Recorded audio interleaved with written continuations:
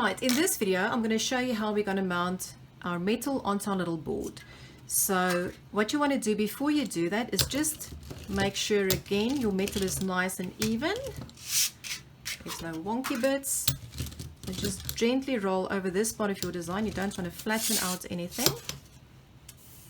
Okay.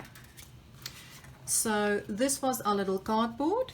So these I actually found at a framing shop. So these are offcuts. They actually throw them away. And it's already got this beautiful little beveled cut. So when you mount your metal on there, it gives it a really good finish. So I encourage you to, if you don't want to cut your own little cardboard pieces, just go to the to any framer and ask them for some offcuts. They come in really handy. Okay, so then what we want to do is we want to flip our metal over so that the back side is facing us. And I'm going to show you how to do it with double-sided tape first. You can do it with glue. It's just messy, so I prefer to just do it with a double-sided tape, otherwise I get glue over everything. So what you want to do is just lay some strips across the top of it, so in line with your metal. Have some scissors handy. So I normally flip it over and just cut it off in line. So I'll do about 3 strips on this one.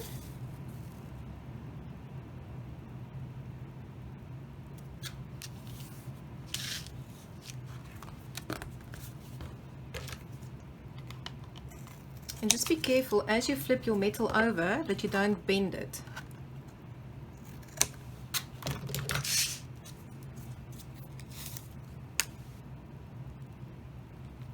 And if you're hearing some background noise at the moment, there is some wonderful rain that just started pouring down, so I hope it's not disturbing you. Okay, so the next thing you want to do is just make sure it sticks nice and evenly. And then for the fiddly bit, you want to peel the backing off.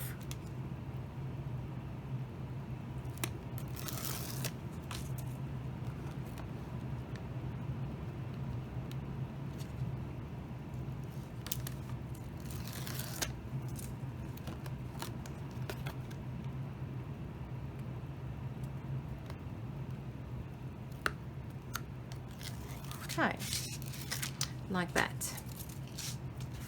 And then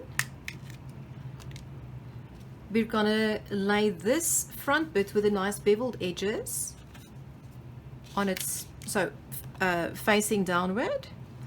And you can see where you've originally drawn out your little pattern, your guideline for where this needs to go. And so we just want to line this up properly. The only thing with the double-sided tape is that you have one go to get it straight.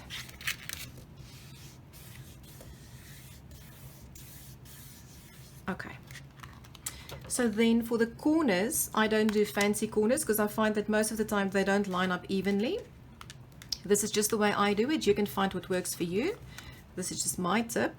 So I just normally cut the corners right in line with my mounting board. And just cut out those little bits.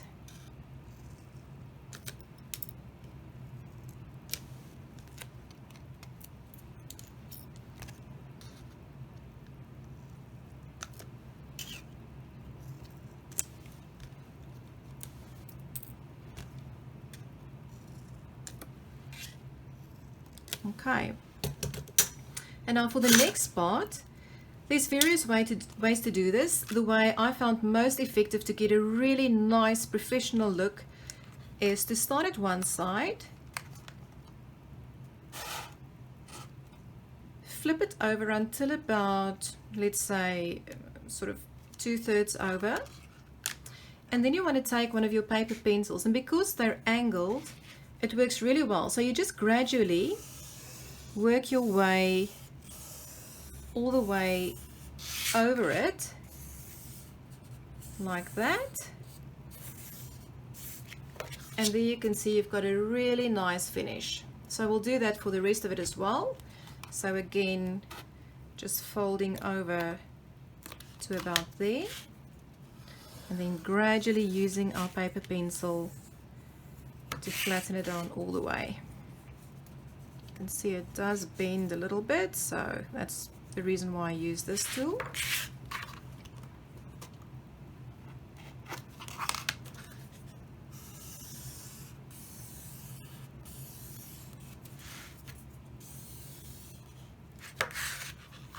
And the last one.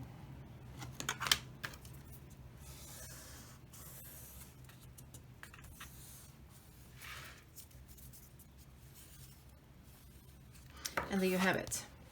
Okay, and so if there's little bits that are sticking out, you just trim them off at the end. You don't want anything sticking over.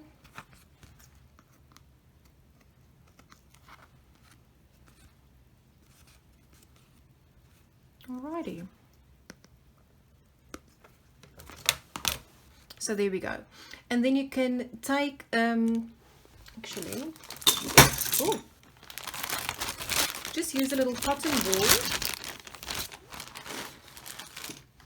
and just flatten it onto your mounting board, just like that, so you know that you've got a nice finish. No bits sticking up. There we go. So the next one I'll show you how to do the patina process.